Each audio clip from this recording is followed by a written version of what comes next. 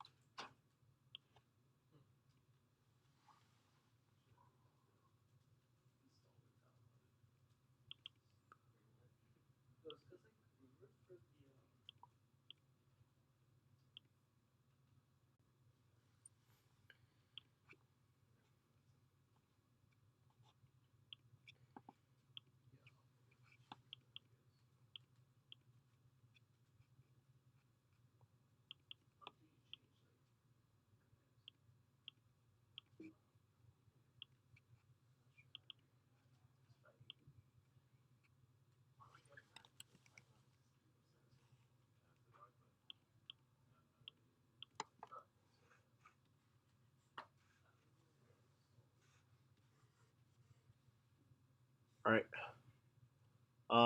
So it looks like it's a very small crowd today. It's okay because this is also being recorded and being put on YouTube. Cool. So, since there are literally five of you, one of you who's going to leave very soon, um, how much experience do you have in machine learning? None. None. Fairly little. Not, I'm taking some first year computer science courses now. Okay. You have some experience though. Okay. Cool. All right. So this is going to be a lot less. So last time there was a lot more implementation and a lot more, diving into how to like build a really simple linear model using TensorFlow and how to build, quadratic models, adding kernels onto your models, and we also did some logistic regression, basically predicting whether or not cancer cells uh, were malignant or not based on simply some measurements. So this workshop is going to sort of extend off of that. And if you were any of you there for that? No. Okay. If that's the case, then I think I can start from from the from the basics. Okay. So before we even start looking at code, um, we're going to understand the concept of a computational graph. And machine learning models are basically just, as you probably know, a bunch of numbers, usually for like deep learning especially, stored on a GPU, and you do a lot of number crunching. That's all the model is. It's a bunch of matrices, bunch of different operations, and then they're crunched together, and then you use backpropagation or some other gradient altering mechanism to improve your model. Cool. So how do you actually define a model, and how do you sort of tell the computer what your model is doing? Every single good ML library currently out there, whether it be TensorFlow, Torch, CAF, Keras, all those really popular libraries, all rely on the idea of a computational graph.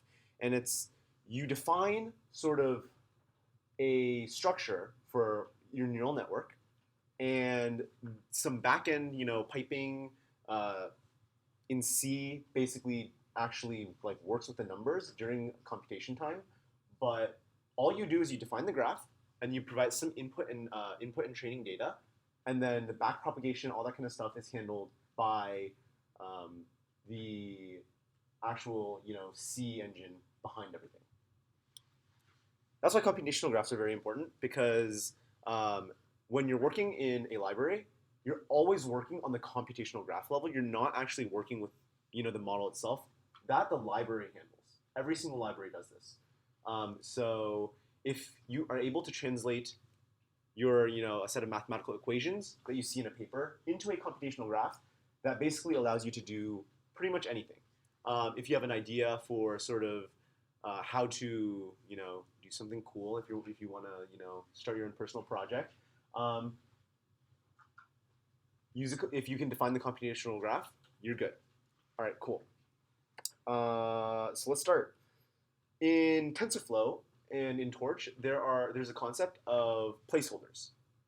So when you define a computational graph, you have to have some place for inputs to go. That's during runtime, what's going to happen is these placeholders are going to be filled up with values, and then those are what are going to be used to basically train the rest of the neural network. So you have some inputs. Let me actually just go over to, no, never mind. Let me draw a simple linear model. So an equation for a linear model would be, well,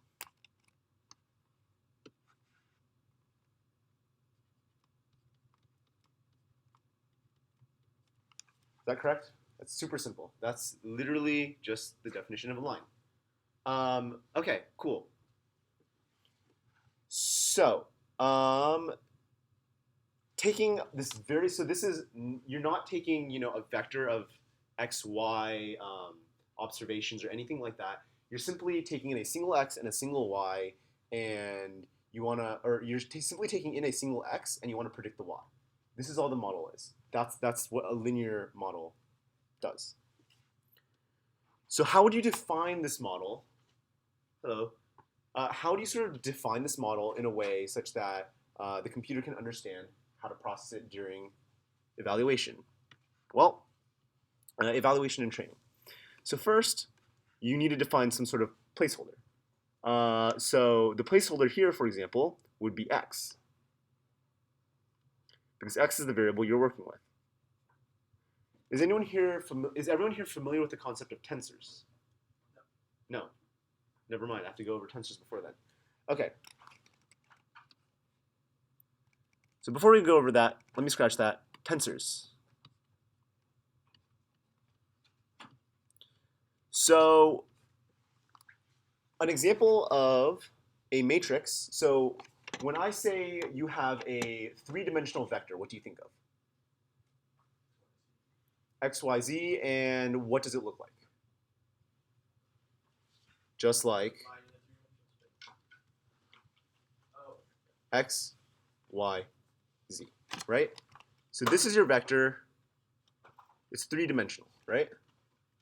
If you have n dimensions, you can do something like, if you have an n-dimensional vector, you can do something like x1, x2, all the way to xn, and then this becomes an n-dimensional vector. All right, cool. So these are vectors. And these are vector-based dimensions, okay? So what they represent is in some sort of, n-dimensional space, sort of what's going on. It's array. You can describe it as a point, array, that kind of stuff. So that's a vector dimension. Now, a tensor dimension is slightly different. So if you have,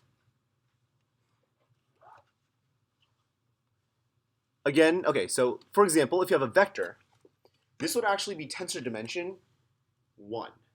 Why?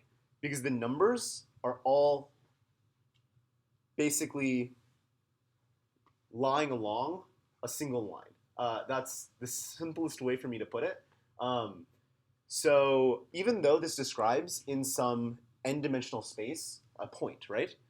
The tensor itself is a generalization of vectors, matrices, and the like. So vectors would be a one-dimensional tensor because these all lie along a single, or these entries all lie along a single dimension. A matrix, so this is a one-dimensional tensor.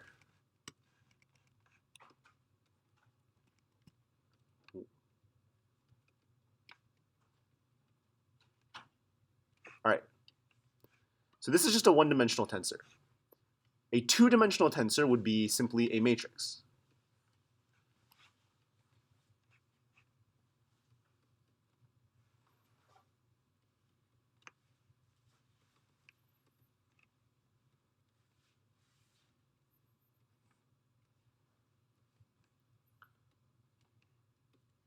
All right.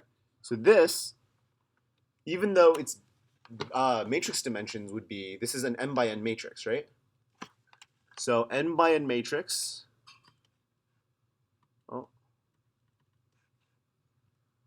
I'm lagging. Yeah, okay, this is an m by n matrix. So its dimensions are m by n, but this is a two-dimensional tensor. Does everyone sort of understand where tensors fit into the equation here? Yes? Everyone understand the concept of a tensor? Anyone doesn't? Anyone who doesn't? All right, cool.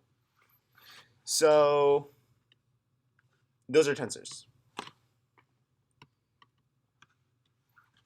Back to computational graphs. Okay, so when you define a placeholder, you're basically telling whatever library you're using, reserve some amount of space, because during training time and during evaluation time, I'm going to be using this space as an input. So because you want, especially in machine learning, deep learning, you want this stuff to be as efficient as possible. You're going to be writing again in C, and so you got to allocate memory, and the entire model is like pre-allocated, and then the numbers simply sort of flow through the memory during evaluation time. That's for those of you who just arrived. That's sort of like the reasoning behind why you use computational graphs in libraries. You don't actually want to work with C-level code. You want to work with abstracted, much easier to use interfaces. All right. So anyways, linear model.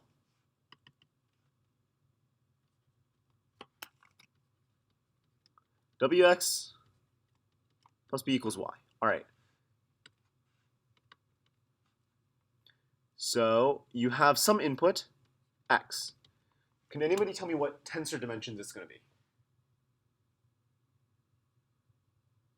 One-dimensional. Yeah, that's it.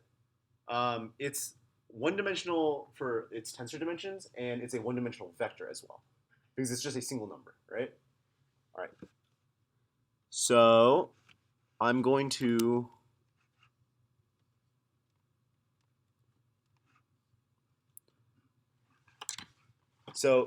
this is basically its shape. It has one tensor dimension, and that tensor dimension has dimensionality 1. All right. So that's this node right here. All right. I'm actually